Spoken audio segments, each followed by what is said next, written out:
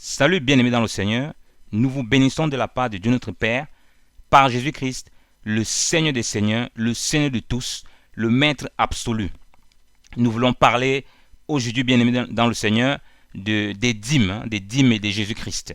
Et vous savez que la question fait couler beaucoup d'encre au milieu du peuple de Dieu. Il y en a qui sont pour, il y en a qui sont contre, il y en a qui ne veulent rien entendre. Et ce n'est pas le but du message. Nous ne voulons pas s'aimer la confusion dans l'esprit des chrétiens. Nous voulons enseigner le principe de la grâce. Le principe de la grâce qui est un principe qui se fait par amour. Donc nous ne voulons pas mettre les gens dans la confusion, même nous voulons régler tout enseignement, dérégler.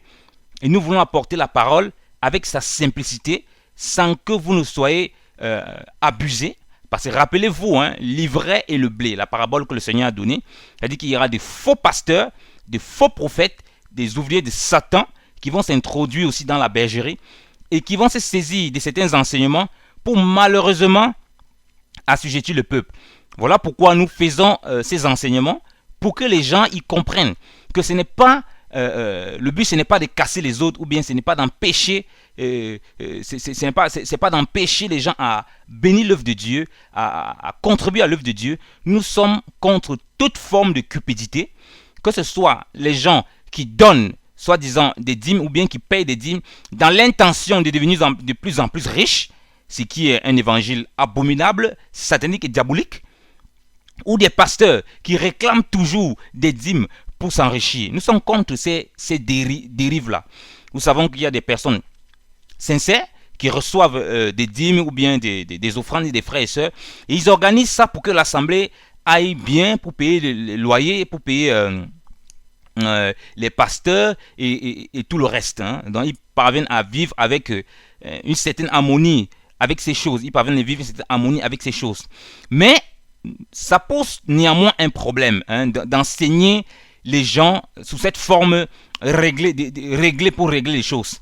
Parce que certaines personnes disent que mais, si on ne paye pas des dîmes, si on n'a pas calculé de façon drastique comment on va payer les dîmes, comment on va régler le loyer, comment on va régler les charges, les batteries que nous avons, les projets dans l'église, comment on va pouvoir gérer ça? Bien aimé dans le Seigneur, excusez-moi du thème, tous ceux qui raisonnent comme ça sont des païens dans la maison de Dieu, sont des païens dans la maison de Dieu. Jésus, tout son ministère, a enseigné aux Juifs ces choses. Il dit, ne vous inquiétez pas de ce que vous allez manger. Ne vous inquiétez pas de comment vous êtes vêtus. Il dit que ce sont les païens qui cherchent ce genre de choses.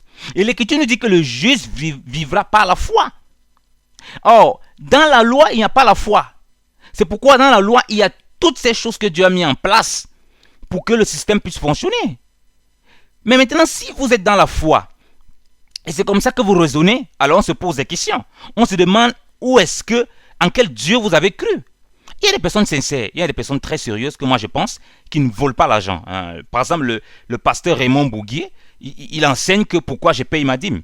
Là-dedans, il enseigne plein de faussetés. Mais je suis convaincu dans mon cœur que cet homme est un véritable serviteur de Dieu qui ne vole pas le peuple de Dieu et qui n'abuse pas du peuple de Dieu. C'est vrai, c'est un système qui lui permet de se nourrir lui et sa femme, mais ça n'en demeure point que son enseignement n'est pas conforme à la parole du Seigneur. Par exemple, lorsqu'il va dire que Paul vivait des dîmes des chrétiens, c'est nulle part marqué dans la Bible. Paul vivait des dons des chrétiens. Mais je ne peux pas me baser sur ça pour l'accuser parce que je vois l'intention du serviteur de Dieu. Je vois sa façon d'apporter le message et son souci. Et je reconnais que cette façon qu'il fait, ce n'est pas dans le but de s'enrichir. Mais néanmoins, puisque la chose n'est pas scripturalement très fondée, eh bien, ça donne la porte aux faux prophètes, aux faux pasteurs qui vont prendre ces mêmes messages et qui vont abuser du peuple de Dieu. Voilà pourquoi nous prêchons ces choses sur les dîmes et sur les offrandes, parce que nous sommes à la fin des temps. Vous le savez, il y a beaucoup de loups. Et si nous ne faisons pas ça, eh bien, ces loups vont dévorer. Et ils continuent à dévorer le peuple de Dieu. Il y a beaucoup aussi de chrétiens aventuriers qui croient que venir dans la maison de Dieu, donc il y a livré dans les deux sens. Les faux docteurs qui veulent s'enrichir, il y a aussi les faux frères, les bandits qui veulent aussi s'enrichir dans l'œuvre de Dieu. Ils croient qu'avec Dieu, c'est du donnant-donnant. Donc, comme je dis, le principe dans l'église, ce n'est pas le principe comment on va vivre, comment on va manger, comment on va se vêtir, comment on va payer cette chose, Jésus a enseigné que ce sont les païens qui cherchent cela. Nous, on recherche d'abord le royaume de Dieu, sa justice, Et toutes choses nous sont données par-dessus tout. Et Jésus a dit, et la parole du Seigneur nous enseigne, le juste vivra par la foi. Et la Bible nous dit dans Hébreux 11, verset 6, que sans la foi, il est impossible d'être agréable à Dieu. Que celui qui s'approche de Dieu croit que Dieu est et qu'il est le rémunérateur de tout ce qu'il recherche. C'est Dieu qui rémunère. Donc c'est Dieu qui te donne ton salaire en fonction de comment il t'a appelé. Et ce salaire peut varier.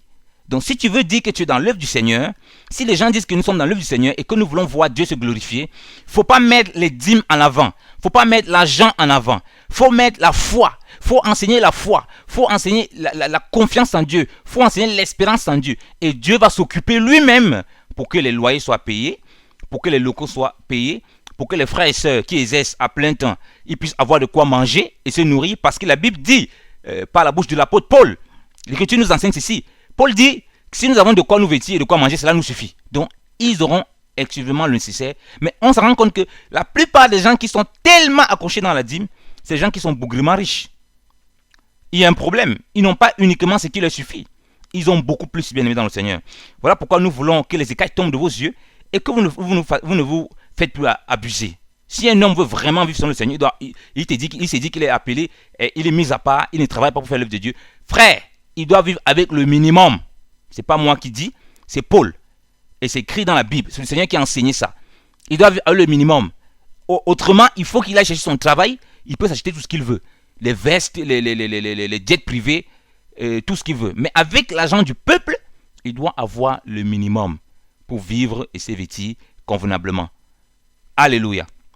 Donc, nous allons toucher cette question de la dîme et des offrandes.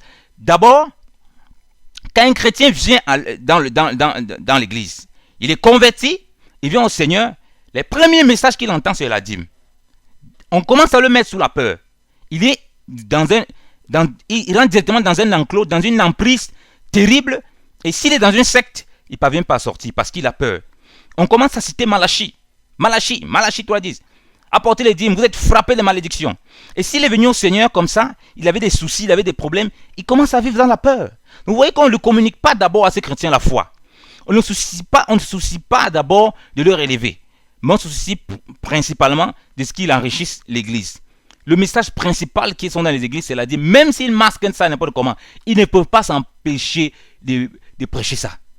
Parce que c'est un masque. Ils prêchent ça dans les écoles bibliques, dans les écoles théologiques qu'ils ont créées, et ils mettent les gens sur le joug. Le chrétien qui vient à peine d'arriver, on ne lui parle jamais de rembourser ses dettes qu'il doit aux gens, mais on lui parle principalement de donner des dîmes et des dîmes. Dans la Bible, il n'y a pas payer la dîme. Non, il n'y en a pas du tout. Pas du tout dans la Bible. Il y a les dîmes dans la Bible. Et il y a plusieurs styles de dîmes. La première dîme qu'on voit dans la Bible, c'est avec Abraham. Dans Genèse 14, lorsqu'il va aller en guerre, Lot va être enlevé. Nous avons fait les enseignements sur ça, c'est la dîme d'Abraham. Nous avons expliqué la portée spirituelle prophétique de cette dîme. Et il va donner la dîme du butin à Melchisédek. Donc il y a la dîme du butin qui est donnée par Abraham. Le deuxième sort de dîme, on le voit avec Jacob dans Genèse 28. Jacob qui va faire une promesse de dîme. Si le Seigneur le permet, nous aurons l'occasion d'expliquer la dîme de Jacob qui n'est rien d'autre qu'une préfiguration du Seigneur Jésus-Christ. Et ensuite, on retombe sous la loi où Dieu a donné aussi plusieurs dîmes. Et il y avait la dîme pour les Lévites qui servaient dans le temple, la tente d'assignation principalement, ensuite le temple, mais qui s'occupait plus des ustensiles, le lavage des outils et tout le reste. Et ensuite, il y avait la dîme pour les pauvres, les veuves, l'orphelin et l'étranger. Ça, c'est la deuxième dîme qu'on trouve sous la dispensation de la loi de Moïse. Ensuite, il y avait la dîme de la dîme, qui était la dîme qu'il fallait donner, qui revenait à l'Éternel principalement. Et il y avait la première dîme de toutes ces dîmes, qui était la dîme de la personne elle-même qui donnait au Seigneur. Ça, c'est important à comprendre. Mais lorsqu'on rentre le chrétien dans l'église, il ne sait pas ces choses. Paf, on lui dit qu'il faut payer la dîme. On ne le précise même pas. On dit, la dîme, c'est donner à l'église, c'est pour engager l'étude de l'église et tout et tout. Il ne connaît pas toutes ces choses. Il n'a même jamais lu la Bible. Et directement, le passage on fait lire à ce frère, c'est Malachie. Alors que Dieu ne dit pas apporter la dîme, il dit apporter les dîmes. Donc, il y a plusieurs styles de dîmes. Et il ne connaît pas ça. Et il y avait encore une autre dîme. J'ai parlé de la dîme des deux patriarches, Abraham et Jacob. J'ai parlé des 4 dîmes qu'il y avait sous la loi. Ça fait 6 sortes. Il y avait une 7e dîme, la dîme du roi sous le peuple. Lorsque le peuple a demandé un roi, si vous lisez dans 1 Samuel 8, le peuple a demandé un roi comme toutes les autres nations. Eh bien, qu'est-ce que Dieu a dit? Dieu a dit par la bouche de Samuel que voilà le roi que je vais donner. Il va prendre des dîmes sur vous. Il va dîmer sur vous. Vos bœufs et tout le reste. Donc, on trouve dans la Bible, dans l'Écriture, 7 sortes de dîmes. Abraham, il a donné sa dîme lui une fois. Jacob, on n'a pas, de façon physique, on ne voit pas la dîme qu'il a donnée, mais la dîme a été donnée, sachez-le. Mais sur un autre aspect, si le Seigneur le permet, on pourrait le partager. Et puis on voit donc les 4 sortes de dîmes qui sont marquées sous la loi de Moïse. Et puis on voit celles qui étaient scellées par Samuel. Mais avant d'arriver sur les dîmes, avant d'arriver là, avant d'ouvrir l'écriture pour vous montrer tout ce que j'ai dit, vous pouvez lire en tout cas pour Abraham, vous pouvez lire dans Genèse 14, pour Jacob, vous pouvez lire dans Genèse 28 à partir du verset 22, à partir du verset 20, vous pouvez lire ça. Et puis, en ce qui concerne les autres dîmes, les dîmes sous la loi de Moïse, c'est-à-dire les 4 sortes de dîmes et puis la dîme du roi, nous allons le toucher plus tard. Mais je vais d'abord attirer votre attention sur quelque chose, bien aimé. La dîme que ces frères devaient donner, si nous lisons Lévitique 27, bien aimé dans le Seigneur. Lisons Lévitique 27. Lévitique 27, à partir du verset 30. L'Écriture dit ceci. Or, toute dîme de la terre, tant du grain de la terre que du fruit des arbres, est à l'Éternel. C'est une sainteté à l'Éternel. Mais si quelqu'un veut racheter en quelque sorte que ce soit quelque chose de sa dîme, il y ajoutera le 5e par-dessus. Mais toute dîme de bœuf, de brebis et de chèvres, savoir tout ce qui passe sous la verge, qui est le 10e, sera sanctifié à l'Éternel. On ne choisira point le bon ou le mauvais, et on n'en mettra point d'autre en sa place. Que si l'on le fait, en quelque sorte que ce soit, tant la bête changée que l'autre qui aura été mis en sa place sera sanctifié et ne sera point rattaché. Ce sont là les commandements que l'Éternel donna à Moïse sur la montagne de Sinaï pour les enfants d'Israël. Amen. Disons Amen, c'est l'Écriture. On ne va pas dire non, c'est la loi, machin. Non, c'est l'Écriture, c'est écrit. Parce que vous allez voir où on va arriver. Donc, on ne va pas contester ce que la Bible dit, ce que l'Écriture dit. Mais on va comprendre maintenant ce que Dieu nous informe en disant cela. Donc, Dieu dit toute dîme, bien aimé dans le Seigneur, est consacrée à l'Éternel. Donc, ça veut dire que toutes les dîmes qu'on voit dans la Bible, il n'y a pas une seule dîme qui n'allait pas à l'Éternel. La dîme qu'il fallait donner pour le pauvre, c'était la dîme à Dieu. On donnait à Dieu. La dîme qui a été donnée pour l'orphelin, l'étranger, la veuve, c'est la dîme qui allait à Dieu. On va le vérifier. On va vérifier qu'on donnait effectivement les dîmes aux pauvres. La dîme qui allait aux Lévites, parce qu'ils n'avaient pas de pain avec le reste du peuple, c'était la dîme qui allait à Dieu. Parce que Dieu a dit que toute dîme, c'est à lui. Donc la dîme de la dîme que les Lévites devaient récupérer là-dessus, c'était à Dieu qu'ils donnaient. La dîme que le frère qui était dans le juif devait prendre pour se réjouir lui-même, c'était à Dieu. Quand il se faisait ça à lui, c'était à Dieu. Mais maintenant, qu'est-ce que les gens ont fait, bien aimé dans le Seigneur? Ils ont coupé tous les autres dîmes. Ils ont récupéré une seule dîme, la dîme qui devait donner aux Lévites. C'est ça qu'ils appellent la dîme à Dieu. Le reste, ce n'est pas la dîme à Dieu. C'est la dîme, c'est pas important. Vous voyez, ils ont rabaissé, ils ont renversé la loi de Dieu pour fabriquer leur propre loi. Ils ont ramené toutes ces dîmes à une seule dîme. La dîme qu'il faut donner au pasteur, qu'il faut donner à l'église, qui est la dîme du pasteur, ou bien pour entretenir les locaux, ou bien pour qu'il ait un salaire. Voilà ce qui est une abomination. Voilà pourquoi j'ai dit, on va rester dans la loi, on va essayer de lire, on va comprendre. Donc, toute dîme. Donc, si on veut pratiquer la dîme aujourd'hui, si on veut parler de la dîme, on ne doit pas simplement parler de la dîme qu'il a donnée à l'église. On doit vérifier qu'on donne la dîme aux pauvres, tels que aux veuves, à l'orphelin, principalement, aux veuves, à l'orphelin, à l'étranger. Parce que ça appartient à Dieu. Autrement, on est en train de voler Dieu.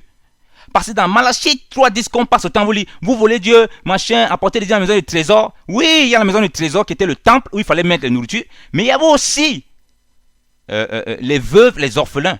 Parce que la loi disait qu'il fallait faire droit à la veuve, à l'orphelin et à l'étranger. On ne devait jamais fouler leurs droits. Donc si tu ne donnes pas la dîme telle que Dieu a donné, tu donnes seulement la dîme au pasteur. Jamais tu n'as pas donné la dîme. Tu ne donnes la dîme aux pauvres orphelins parce que tu t'es dit que c'est la dîme uniquement au pasteur. Le reste, c'est les offrandes, c'est selon que tu as voulu. Mon frère, ma soeur, si toi tu veux appliquer ce qui est écrit dans la Bible là, tu es vraiment dans un très grave péché. Parce qu'il faut appliquer comme le Seigneur te l'a demandé. Sans tordre sa parole. Lisons le Deutéronome 4, bien aimé dans le Seigneur. Lisons Deutéronome. Deutéronome 14, autant pour moi, bien aimé dans le Seigneur. Lisons. Allons vérifier la question des dîmes. Deutéronome 14, à partir du verset 22. Tu ne manqueras point de donner la dîme de tout le rapport de ce que tu auras sémé, qui sortira de ton champ chaque année. Et tu mangeras devant l'Éternel ton Dieu, au lieu qu'il aura choisi pour y faire habiter son nom. Les dîmes de ton froment, de ton vin, de ton huile, et les premiers-nés de ton gros et menu bétail, afin que tu apprennes à craindre toujours l'Éternel ton Dieu. Mais quand le chemin sera si long que tu ne le puisses porter, parce que le lieu que l'Éternel ton Dieu aura choisi pour y mettre son nom sera trop loin de toi, lorsque l'Éternel ton Dieu t'aura béni, alors tu les convertiras en argent, tu serras l'argent en ta main et tu iras au lieu que l'Éternel ton Dieu aura choisi, et tu emploieras l'argent en tout ce que ton âme souhaitera, soit gros ou menu bétail, soit vin ou cervoise, et en toute autre chose que ton âme désirera, et tu le mangeras en la présence d'Éternel ton Dieu, et tu te réjouiras, toi et ta famille.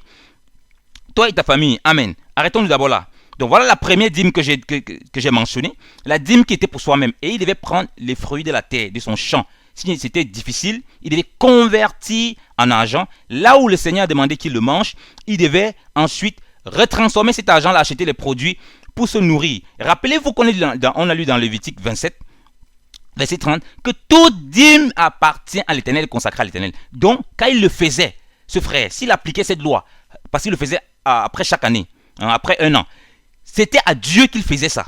Quand il faisait ce bien à lui, c'était à Dieu qu'il se faisait. Alléluia. Maintenant, continuons la lecture à partir du verset 27. Tu n'abandonneras point le Lévite qui est dans tes portes, parce qu'il n'a point de portion ni d'héritage avec toi. Au bout de la 3e année, tu tireras toutes les dîmes de ton rapport de cette année-là, et tu les mettras dans tes portes. Alors le Lévite qui n'a point d'héritage avec toi, et l'étranger, et l'orphelin, et la veuve qui sont dans tes portes, viendront, et ils mangeront, et ils sont rassasiés. Ainsi que l'Éternel ton Dieu te bénisse en tout l'ouvrage de ta main auquel tu t'appliqueras. Amen. Bien-aimé dans le Seigneur. Donc après, vous voyez qu'on a la seconde dîme. Après 3 ans, il devait donner la dîme aux Lévites. Aux Lévites qui étaient consacrés par l'Éternel. Pour faire le service. Et il y avait parmi les Lévites des sacrificateurs. Donc tous les sacrificateurs sont descendants d'Aaron, principalement, qui lui-même était un Lévite. Mais tous les Lévites ne sont pas descendants d'Aaron. Donc, et il dit qu'il devait donner cette dîme. Donc quand il donnait aussi aux Lévites, c'est à Dieu qu'il donnait. Vous comprenez? C'est important, c'est la mention là. C'est à Dieu. Donc il n'y a pas une dîme qui est à Dieu et l'autre n'est pas à Dieu. Parce que toutes les dîmes sont consacrées à l'Éternel. Et la 3e dîme qu'on voit là, on voit qui est mélangée, c'est avec l'orphelin, la veuve et l'étranger. Donc les personnes qui ne sont pas, en fait des personnes démunies, qui ne sont pas, on peut tous les mettre dans le bloc des personnes indigentes, des personnes qui n'ont pas les moyens.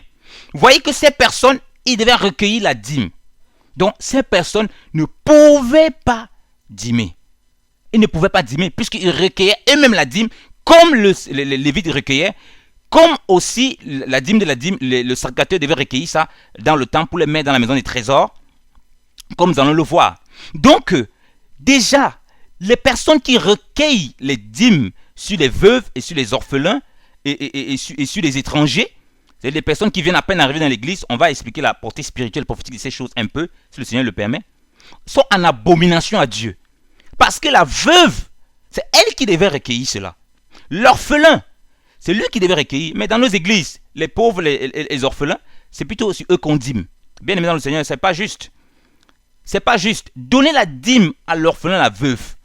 dans l'église comme en dehors de l'église, mon frère, tu es en train de payer ou bien, si tu veux, de donner ta dîme à Dieu. Tu n'es pas en train de donner à une autre personne.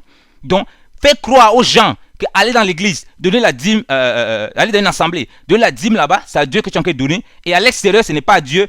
C'est juste des dons et des offrandes et des aumônes. C'est un mensonge du diable. C'est un gros mensonge. Donc, si tu veux dire que tu donnes la dîme à Dieu, donne la dîme à Dieu dans tous les aspects qu'il a demandé. Parce qu'il n'y a aucun aspect qui est à Dieu et le reste, ce n'est pas à Dieu. Tous les aspects appartiennent à Dieu parce que toute dîme lui est consacrée. On a dit bien, toute dîme, Lévitique 27, 30. On n'a pas dit une des sortes, toute dîme les appartient. Applique-les convenablement et justement.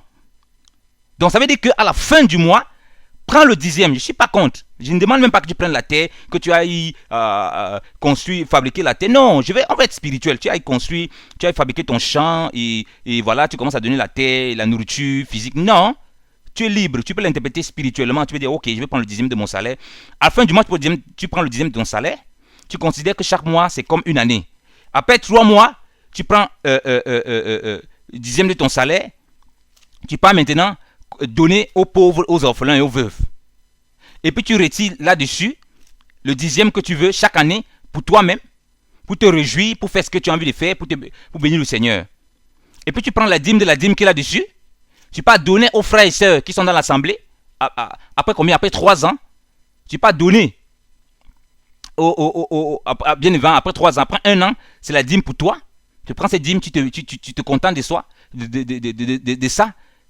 Tu bénis le Seigneur pour ça. Après 3 mois, tu prends la dîme pour donner aux Lévites, donc pour consacrer. Vraiment, il y a des gens qui font l'œuvre du Seigneur, tout ça. Tu leur donnes cette dîme si tu veux. On va essayer d'aller un peu spirituellement. Tu leur donnes, bien qu'ils ne sont pas des Lévites, parce qu'ils ne sont pas Lévites, nous sommes descendants de Judas. Ok? On va aller simple, parce qu'on suppose que tu n'as pas assez de révélations. Tu donnes aux frères et ceux qui sont dans l'œuvre, ceux qui jouent à la musique, ceux qui prêchent, tout ça. Après 3 ans. Après ces mêmes 3 ans, pas autant pour moi, pas après 3 ans, après 3 mois. Après ces mêmes 3 mois, tu retires la dîme, encore une dîme pour les veuves et les orphelins. Donc ça fait 20%. Tu le donnes aux veuves et aux orphelins, aux pauvres même aussi, parce que tu dois penser à tout le monde. Mais si tu vas appliquer typiquement ça, tu donnes aux veuves, à l'étranger, à l'orphelin. Amen. Ensuite, tu demandes aux Lévites, donc aux frères et sœurs qui sont là, de récupérer la dîme de la dîme pour le mettre, pour garder ça dans les coffres de l'église et pour aider les nécessités, pour aider s'il y a du manque dans l'assemblée, qu'on puisse aider les frères et sœurs qui ont besoin. Voilà comment, si vous essayez d'appliquer ça, vous devez le faire. Vous ne devez laisser personne. Si vous laissez les veuves, les orphelins, vous donnez que les dîmes dans les églises, vous êtes en abomination à Dieu. Il ne s'agit pas d'appliquer lettre par lettre. Donc, si vous voulez appliquer la loi avec sagesse en se disant, nous sommes spirituels, ouais, nous sommes dans l'expansion de la grâce, mais nous pouvons aussi contribuer à l'œuvre de Dieu pour que l'œuvre de Dieu avance. Oui, j'accepte ce raisonnement, mais faites-le justement. Ne faites pas non, on donnait la dîme pour aider l'œuvre du Seigneur sous la loi et tout ça. Nous aussi, nous pouvons donner pour aider, pourquoi nous avons notre travail. Mais vous faites ça, vous oubliez les veuves, l'orphelin et l'étranger. Là, c'est là où on dit que c'est abominable. Et vous allez comprendre pourquoi c'est abominable. Mais avant ça, si on lit le nombre pour confirmer qu'il y avait la 4e dîme, nombre 18, à partir du verset 24. Car j'ai donné pour héritage aux Lévites les dîmes des enfants d'Israël qu'ils offriront à l'Éternel en offrande élevée. C'est pourquoi j'ai dit d'eux qu'ils n'auront point d'héritage parmi les enfants d'Israël. Puis l'Éternel parla à Moïse en disant, tu parleras aussi aux Lévites et tu leur diras, quand vous aurez reçu des enfants d'Israël les dîmes que je vous ai données à prendre d'eux pour votre héritage, vous offrirez de cette dîme l'offrande élevée de l'Éternel, savoir la dîme de la dîme. Et votre offrande élevée vous sera imputée comme le froment pis de l'air et comme l'abondance de la prise de la cuve.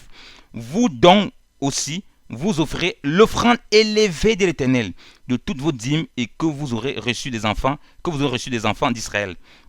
Et vous en donnerez de chacune l'offrande élevée de l'Éternel à Aaron, sacrificateur. Vous offrez toute l'offrande élevée de l'Éternel de toutes les choses qui vous sont données, de tout ce qu'il y a de meilleur pour être la sanctification de la dîme, prise de la dîme même. Et tu leur diras, quand vous aurez offert en offrande élevée le meilleur de la dîme, prise de la dîme même, il sera imputé aux Lévites comme le revenu de l'air et comme le revenu de la cuve. et vous la mangerez en tout lieu, vous et vos familles, car c'est votre salaire pour le service auquel vous êtes employés dans le tabernacle d'assignation. Vous ne serez point coupable de péché au sujet de la dîme quand vous aurez offert en offrande élevée ce qui y aura de meilleur, et vous ne souillerez point les choses saintes des enfants d'Israël, et vous ne mourrez point. Amen. L'offrande élevée n'est que la préfiguration de Jésus-Christ. Vous le savez, Jésus a dit dans Hébreux 10, le Seigneur dit, tu m'as formé un corps, tu n'as voulu ni holocauste, ni offrande pour les sacrifices. Tu m'as formé un corps pour que je vienne faire, oh Dieu, ta volonté. Donc le Seigneur est l'offrande parfaite qui était donnée. Voilà pourquoi la dîme de la dîme devait donner l'offrande élevée au Seigneur, pour qu'il ne se sache point de péché. Donc il pouvait prendre toutes les dîmes là. S'il n'y avait pas cette offrande là, si on ne parvenait pas à donner cette dîme là, cette offrande au Seigneur, ils étaient tous frappés de malédiction. Parce que c'était offrande élevée qui les permettait, bien aimé le Seigneur, de pouvoir ne pas être chargés de malédiction, comme le Seigneur est en train de le dire. Ils ne seront point coupables de péché à cause de la dîme de la dîme. Vous voyez? Donc ça veut dire que si un seul instant, on ne voit plus la dîme de la Bible, on va aller tout doucement. Il n'y a plus moyen de donner la dîme de la Bible. Alors, la loi, ils sont chargés de péché. Alors, le principe de la dîme va s'écrouler. On va le voir très clairement. Et vous allez voir les seules choses qui vont rester. Parce qu'ils avaient le droit de prendre la dîme. Ok? Et ils pouvaient donner ensuite la dîme pour ne pas être chargés de péché. Pour ne pas être chargés de péché du peuple, au sujet du peuple. C'est très important. Parce qu'ils prennent la dîme, il faut qu'il y ait la dîme de la dîme. Et il y a l'offrande élevée, qui n'est rien d'autre que la révélation de Jésus-Christ, qui est la véritable offrande qui s'est donnée au Père. Ok? Donc ça, c'est important à comprendre. Donc, dans la Bible, il arrive un moment où il n'y a plus donc cette dîme qui est donnée. Quel est cet instant? Je vous pose la question, quel est cet instant? Dieu a parlé aux enfants d'Israël par la bouche de Jérémie que le roi de Babylone, Nebuchadnezzar, va venir mettre le pays en ruine, bien aimé dans le Seigneur, et en cendres. Et puis, ces enfants d'Israël vont être tous pris en captivité, vont être ramenés à Babylone. La maison de l'Éternel va être détruite. Voilà pourquoi je vous ai parlé de la dîme. Va être détruite et les ustensiles vont être pris.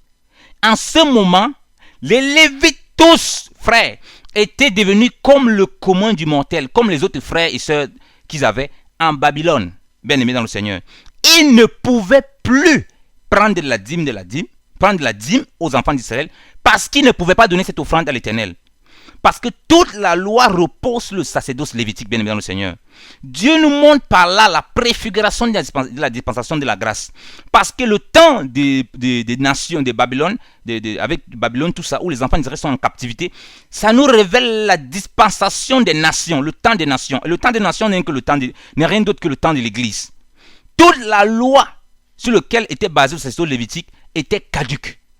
Parce que le sacerdoce lévitique est le sacerdoce sur lequel toute la loi se base. Lisons Hébreux 10, parce qu'il y a certaines personnes peut-être qui ne comprennent pas, comme je ne lis pas forcément les versets. Lisons Hébreux 10 pour comprendre ces choses, bien aimées dans le Seigneur. Si on lit Hébreux 7, autant pour moi. Hébreux 7 nous dit ceci. Hébreux 7 à partir du verset 11. Si donc la perfection s'était trouvée dans la sacrificature lévitique, car c'est sous elle que le peuple a reçu la loi, sous le sacerdoce lévitique. Vous voyez, sur le sacerdoce lévitique, quand ils allaient en captivité, ils sont rentrés en captivité en Babylone. Il n'y avait plus de sacerdoce. Le temple était brûlé parce que tout ce qui était fait, c'était les sacrificateurs qui devaient le faire dans ce temple. Donc la loi, Dieu avait donné la loi pour un lieu précis, qui était la terre d'Israël, et pour un tabernacle bien précis, qui est d'abord le premier tabernacle avec Moïse. Ensuite, Dieu a demandé que Salomon va construire le temple. Et pour qu'il y ait le temple, ensuite que les sacrificateurs servent dans le temple. Donc du coup, quand ils sont pris en captivité, c'est fini tout ça. Alors, quand ça c'est fini, bien aimé dans le Seigneur, bon, lisons l'écriture, parce qu'il y a des personnes peut-être qui vont me dire comment est-ce que j'ai dit que tout était brûlé, tout était détruit. Allons dans 2 Chroniques, confirmons ça, parce qu'ils ne sont pas seuls, il y a aussi des personnes qui n'ont pas bien compris certaines choses, ou bien qui ne sont pas avancées dans la compréhension des Écritures, et il faut les aider aussi à nous suivre, sinon ils peuvent se perdre. Lisons 2 Chroniques 36, à partir du verset 15. Or l'Éternel, le Dieu de leur père, les avait sommés par ses messagers qu'il avait envoyé en toute diligence, parce qu'il était touché de compassion envers son peuple et envers sa demeure. Mais il se moquait des messagers de Dieu, il méprisait ses paroles et il traitait ses prophètes de séducteurs, jusqu'à ce que la fureur de l'Éternel s'alluma tellement contre son peuple et qu'il n'y eut plus de remède. C'est pourquoi il fit venir contre eux le roi des Chaldéens, qui tua les jeunes gens avec l'épée, dans la maison de leur sanctuaire. Et il ne fut point touché de compassion avec les jeunes hommes, ni avec les filles, ni envers les vieillards et décrépits. Dieu les livra tous entre ses mains. Et Nebuchadnezzar fit apporter à Babylone tous les vaisseaux de la maison de Dieu, grands et petits, et les trésors de la maison de l'Éternel, et les trésors du roi, et ceux des principaux officiers. On brûla aussi la maison de Dieu, et on démolit les murailles de Jérusalem, on mit en feu tous ses palais, et on ruina tout ce qu'il y avait d'esquis. Puis le roi de Babylone transporta à Babylone tous ceux qui étaient échappés de l'épée. Il les fut esclaves à lui et à ses fils jusqu'au temps de la monarchie des Perses, afin que la parole de l'Éternel prononcée par Jérémie fût accomplie, jusqu'à ce que la terre eût pris plaisir à ses sabbats, et durant tous les jours qu'elle demeura désolée, elle se reposa pour accomplir les 70 années. Amen. Donc la Bible nous révèle ici que Dieu a dit effectivement que ce peuple devait aller en captivité. Tous, ils étaient maintenant devenus des esclaves, c'est-à-dire des serviteurs dans Babylone, dans le royaume de Babylone. Et en ce moment, il n'y avait plus de tabernacle, il n'y avait plus de temple, il n'y avait plus de service dans le temple. Les Lévites, leur travail était caduc. Vous voyez que même dans la dispensation de la loi, il arrivait un moment où on ne pouvait plus pratiquer la loi. Dieu nous montrait par là que la loi avait ses limites. Avait ses limites parce que le temps des nations devait arriver. Bien évidemment, Israël a été rebelle. C'est pour ça que Dieu a envoyé Nebuchadnezzar. Mais en même temps, Dieu a permis cela. Et on voit donc qu'à la terre de Babylone, il ne pouvait pas, un Lévite ne pouvait pas venir réclamer la dîme à quelqu'un. Il était lui maintenant devenu esclave de Nebuchadnezzar. Donc, il devait travailler pour manger. Il devait travailler pour gagner son pain. Les seules dîmes qui restent, bien aimé le Seigneur, remarquez quelles sont les seules dîmes qu'il pouvait pratiquer. La dîme pour lui-même et la dîme pour les veuves, les orphelins et l'étranger. C'est les seules dîmes qu'il pouvait appliquer. Le reste des dîmes était caduques. Il ne pouvait pas donner la dîme au roi, selon 1 Samuel 8. Il ne pouvait pas donner la dîme aux Lévites parce qu'il n'y avait pas de temple. Le Lévite ne pouvait pas donner la dîme de la dîme. Il ne pouvait pas non plus voilà, il ne pouvait pas donner ces 3 dîmes. Et la seule dîme qu'il pouvait donner, c'était la dîme pour lui, pour lui-même. Après un an qu'il a travaillé chez son maître, quand il était en esclavage, quand il était sous l'emprise de l'empire babylonien. Et il pouvait aussi donner la dîme aux pauvres, aux orphelins, veuves. Voilà pourquoi Jésus va dire ceci. Voilà pourquoi l'Écriture nous dit ceci par la bouche du Seigneur. Par la bouche de Paul, autant pour moi. Toute la loi est accomplie, tu aimeras ton prochain comme toi-même. Donc les 2 dîmes qui restent praticable pour ces gens quand ils étaient en captivité, ça se résumait à tu aimeras ton prochain comme toi-même. Ou bien c'est résumé à ce que la loi disait, tu aimeras l'Éternel de tout ton cœur, de toute ton âme, de toutes tes pensées, et de toutes tes forces, et ton prochain comme toi-même. Or, quand ils appliquaient ces 2 dîmes, ils le donnaient à Dieu, parce que toute dîme appartient à l'Éternel. Donc, il ne donnait pas, quand il donnait ça, il ne pensait pas qu'il donnait à une autre personne qu'à Dieu. Il donnait à Dieu lorsqu'il le faisait aux pauvres, si jamais il le faisait. Or, lorsqu'il était à Babylone, comprenez bien que lorsqu'il était à Babylone, la Bible nous dit ceci, dans 1 Jean 5,19, nous savons que nous sommes nés de Dieu et que le monde entier est sous l'emprise du malin. Donc nous sommes dans cette atmosphère babylonienne. Comme nous travaillons, nous avons des patrons qui ne sont pas des chrétiens, qui sont des babyloniens. Mais nous les respectons, nous les servons. Mais nous pratiquons tu aimeras ton prochain comme toi-même. Lorsqu'il était à Babylone, comme toute la loi est reposée sur le sacerdoce lévitique, du coup, pour juger des affaires, par exemple, il y avait les lois morales, les lois cérémonielles étaient totalement abolies. Donc les lois qui sont liées au culte étaient difficiles. On ne pouvait plus les pratiquer puisque les lois qui sont liées au culte sont liées au temple, sont liées au sacrifice. Toutes les fêtes de l'Éternel, il fallait un sacrifice, un veau, tout ça qu'on donne, qu'on devait donner, par exemple, fait par le sacrificateur. Mais il ne pouvait plus faire ça parce qu'il était en captivité. Quel sacrificateur devait venir le faire? Il n'y avait plus de temple, il n'y avait plus d'hôtel. Donc il ne pouvait plus le faire à Babylone. Vous voyez que tout ce qui était lié au culte était aboli totalement. Et ça touchait même les lois sociales. Parce qu'il y a les lois sociales où, pour juger, il fallait un sacrificateur. Or, ils étaient à Babylone. Il y avait des juges de Babylone. Il y avait les magistrats à Babylone. Il y avait toutes cette personne. Ils étaient dans un autre état. C'est pourquoi maintenant, nous-mêmes, lorsqu'on veut juger d'une affaire, c'est possible qu'on se trouve, l'État nous donne des choses. On ne peut plus faire n'importe comment. Parce qu'il y a aussi la loi que Dieu a mis aussi au travers de ses chefs. Aussi, bien évidemment, cette loi doit être en accord avec la parole du Seigneur. On ne doit pas se prosterner devant les statues de Nebuchadnezzar, comme Daniel a refusé de se prosterner devant ces statues. Bien aimé dans le Seigneur. Donc c'est important de comprendre ces choses-là. Donc, du coup, les lois morales, il y a plein qui sautaient. Les lois cérémonielles, les lois sociales, il y a plein qui sautaient. Il y avait plein de choses dans la loi qui n'étaient plus possibles à appliquer. Au fait, la loi dans son ensemble était plus possible. Parce que Dieu avait dit dans la loi que celui qui va faire tout ce qui est dans la loi, celui-là va aussi être sauvé par la loi. Que maudit quiconque ne persévère pas dans le livre de loi. Du coup, les deux éléments qui restaient simplement dans la loi à pratiquer, c'était tu aimeras ton prochain comme toi-même et tu aimeras l'Éternel ton Dieu de tout ton cœur, de ton âme et de toutes tes forces. Du coup, tout ça se résumait à quoi? Tu aimeras ton prochain comme toi-même. Les Juifs qui vivaient dans leur nation, dans leur État, étaient obligés maintenant, lorsqu'ils étaient à Babylone, d'aimer les gens, même si les gens les avaient mis en captivité, ils étaient obligés de manifester l'amour. Vous voyez bien aimé dans le Seigneur, c'est très important. Ils avaient compris ceux qui étaient en captivité, qui ne sont pas des êtres supérieurs. Voilà ce que Dieu a voulu les faire comprendre. Et c'est comme ça que la loi ne pouvait plus s'appliquer durant minimum 70 ans, donc 70 ans. Et les 70, on voit 10 qui est le chiffre de l'épreuve, on voit 7 qui est le temps de cette dispensation, et les âges de l'Église. Donc on voit l'absolu lorsqu'on voit le chiffre 7 qui est le chiffre de Dieu. Donc, et lorsqu'on voit les enfants d'Israël sortir de la terre promise pour rentrer à la terre d'Israël, à la terre sortie autant pour moi de Babylone pour la terre promise, on voit quoi? On peut aussi voir une préfiguration de l'enlèvement. Ils sont sortis en 3 vagues. On voit aussi quoi? Le redoulement de l'intelligence pour rebâtir les murailles lorsqu'ils ont été détruits dans nos propres vies chrétiennes. Voilà ce que, bien aimé, on doit comprendre. Donc vous voyez que sous la dîme, sous la dispensation de la loi, il n'y avait que 2 dîmes. Il y avait que 2, quand ils étaient en captivité, il n'y avait que 2 dîmes qui étaient possibles s'ils voulaient observer la loi. Ils ne peuvent plus donner aux Lévites. Parce que s'ils donnent les Lévites, toi tu vas dire aux Lévites, mais toi donner la dîme d'Adim à qui?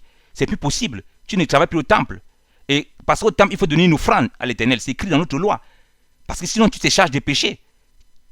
Tu vas en quel temple? Il n'y a pas de temple. C'est pourquoi, aujourd'hui jusqu'à présent, les Juifs eux-mêmes ne payent pas les dîmes. C'est pourquoi ils soupirent. Ils ont déjà acheté tous les ustensiles pour reconstruire le temple. Ils savent que s'ils ne reconstruisent pas le temple, la loi est caduque. On ne peut plus appliquer cette loi. Parce qu'il faut que ce qui est lié au culte du temple, au culte, au culte de l'Éternel, soit fait, soit monté tout, pour qu'on puisse reconstruire tout. C'est pourquoi si vous lisez Néhémie, lorsqu'ils arrivaient, ils ont reconstruit, ils pouvaient maintenant ramener les dîmes dans la maison du trésor au Seigneur, ils pouvaient refaire toutes ces choses. Avant ça, ils ne pouvaient pas, c'était caduque. Leur loi était maintenant mélangée à la loi aux lois de Babylone. Et aussi longtemps que les lois de Babylone ne se mettaient pas en désaccord avec les lois sociales et les lois spirituelles, ne se mettaient pas en désaccord avec la loi de Dieu, ils devaient obéir. Quand ça se mettait en désaccord, ils ne se prosternaient pas devant les statues, ils n'étaient pas des idolâtres. C'est pareil pour nous. Nos lois maintenant, les lois que nous avons sont liées avec les lois du monde. Aussi longtemps que ces lois sont en accord avec la parole de Dieu, on se met en accord avec eux. Si on dit non, il ne faut pas voler le train, il ne faut pas faire ça, on doit les respecter parce que Dieu nous a entraîné à faire ça. Mais si les lois des hommes disent, voilà pourquoi on comprend que nous sommes dans Babylone, mais nous ne faisons pas partie de Babylone, nous ne sommes pas des habitants de Babylone. Bien que nous vivons à Babylone, nous n'appartenons pas à Babylone, nous appartenons au Seigneur Jésus. Donc voilà pourquoi si une loi nous demande d'aller se prosterner devant les statues d'un président, devant une statuette, ah non, on refuse parce que ce n'est pas conforme à la parole du Seigneur. Voilà ce que le Seigneur les a enseignés au travers de toutes ces choses. Donc toi qui veux pratiquer la dîme, mon frère, ma soeur, tu aimeras ton prochain comme toi-même. Quand tu donnes aux pauvres, quand tu donnes aux veufs, frère, tu payes la dîme, tu donnes la dîme et tu donnes à Dieu. Tu n'es pas en train de donner à quelqu'un d'autre. Et c'est les deux qui restent. Pourquoi c'est uniquement les pauvres? Pourquoi uniquement j'utilise ces 2 dîmes-là principalement? Vous allez comprendre pourquoi j'utilise ces 2 dîmes-là. Si vous lisez, si on lit le Deutéronome 24, bien aimé dans le Seigneur, ouvrons nos Bibles, Deutéronome 24. Lisons à partir du verset 19. Quand tu feras ta moisson dans ton champ et que tu auras oublié dans ton champ quelques poignées d'épis tu n'y retourneras point pour la prendre. Mais cela sera pour l'étranger, pour l'orphelin et pour la veuve, afin que l'Éternel, ton Dieu, te bénisse en toutes les œuvres de tes mains. Quand tu battras tes oliviers, tu n'y retourneras point pour rechercher branche après branche, mais ce qui sera demeuré sera pour l'étranger, pour l'orphelin et pour la veuve. Quand tu vendangeras ta vigne, tu ne grappilleras point les raisins qui seront demeurés après toi, mais cela sera pour l'étranger, pour l'orphelin et pour la veuve. Et il te souviendra que tu as été esclave au pays d'Égypte. C'est pourquoi je te commande de faire ces choses. Amen. Donc vous êtes bien aimés dans le Seigneur. Si on peut lire encore un autre parallèle dans Lévitique 19 pour compléter ça, avant que je commence à expliquer ce dont je vais expliquer. Dans Lévitique 19, à partir du verset 9, la Bible dit ceci: et quand vous ferez la moisson de votre terre,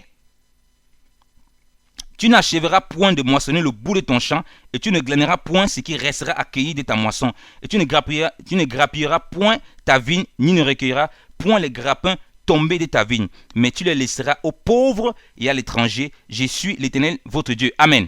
Vous voyez, bien aimés dans le Seigneur, avant que ces Juifs, ces bien-aimés, ne recueillent la dîme sur leurs revenus, les premières personnes qui étaient concernées, comme nous l'avons lu, c'était la veuve, l'orphelin, l'étranger et le pauvre.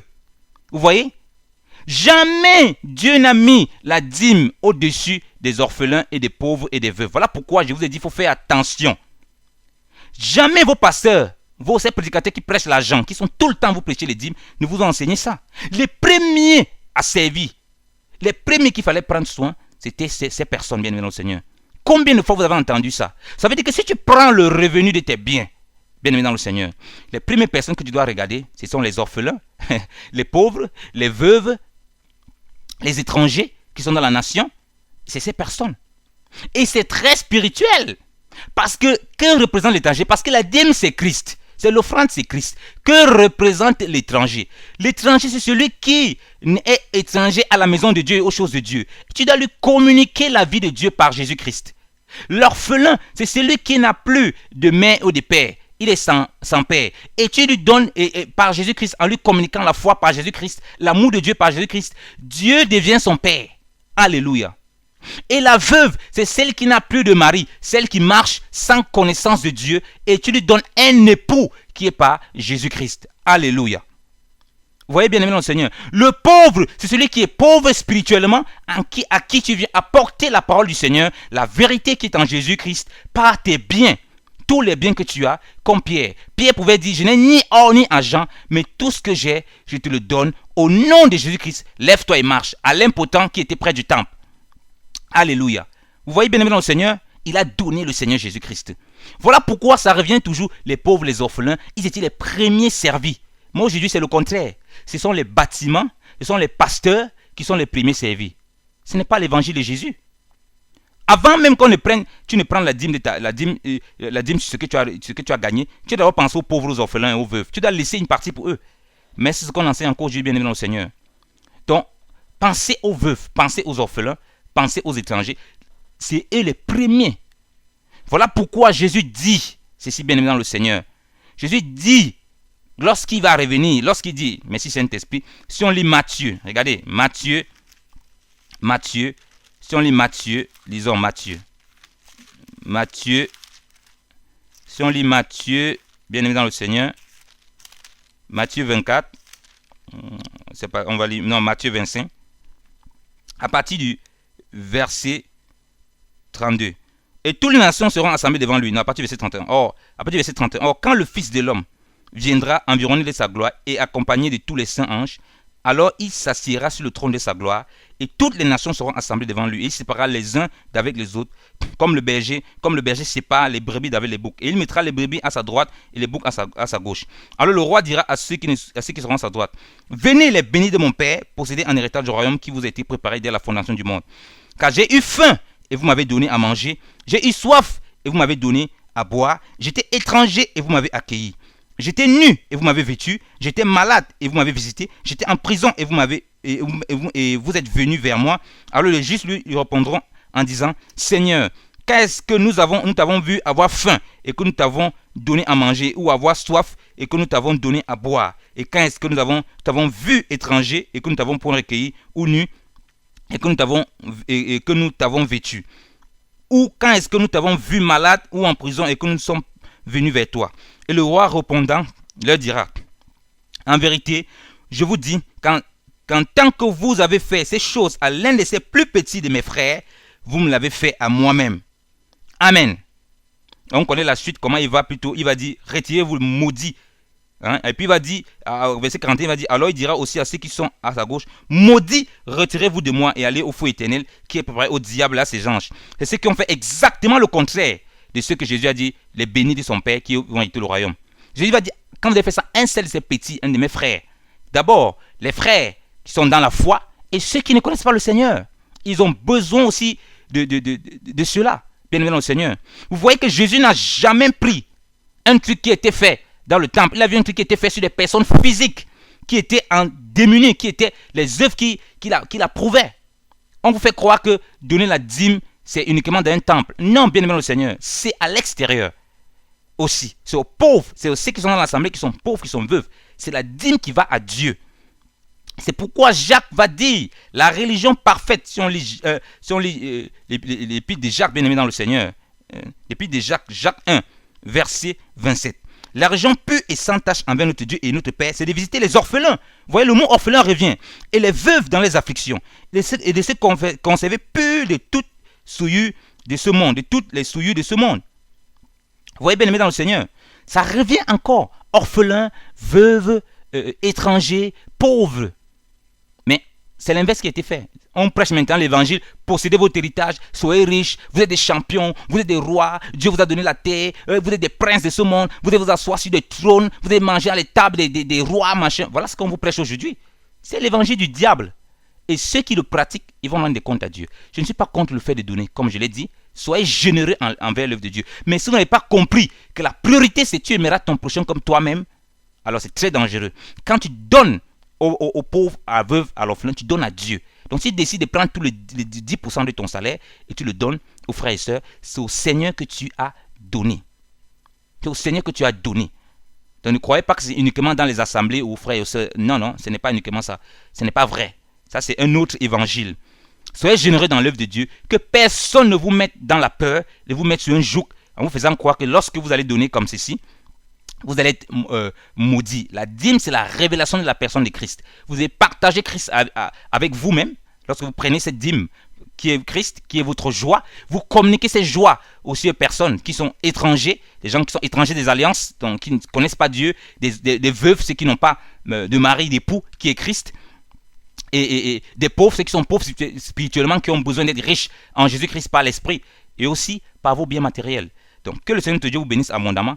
Attachez-vous fortement à ces choses. Comment donc devons-nous contribuer? Comment devons-nous faire? Comme j'ai dit, il est écrit, le juste vivra par la foi. Marchons par la foi et par l'esprit, et non pas des dogmes, pas des coutumes. Et soyons généreux. Et Dieu va toujours pourvoir à nos besoins. Frère, ce n'est pas que je suis contre le fait de donner. J'ai toujours dit ça.